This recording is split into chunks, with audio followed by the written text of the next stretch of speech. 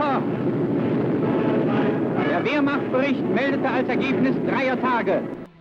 The crews lived ashore, the boats kept in impregnable concrete pens. Their job was to attack British coastal convoys.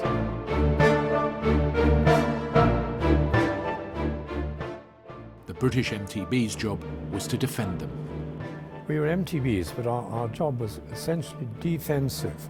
I mean, there were these, you see, we had no torpedoes, but there were no targets for us. There were no German ships, you know, but there were British ships going up and down the east coast, and they were being attacked by E-boats. Torpedoklappen auf!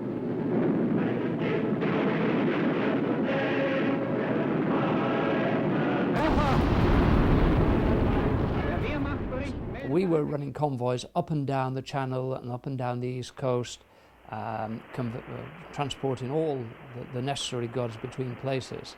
And the German E-boats were coming in close and attacking our convoys. So there became a need for similar craft, motor gunboats, motor torpedo boats, to counteract the enemy E-boat.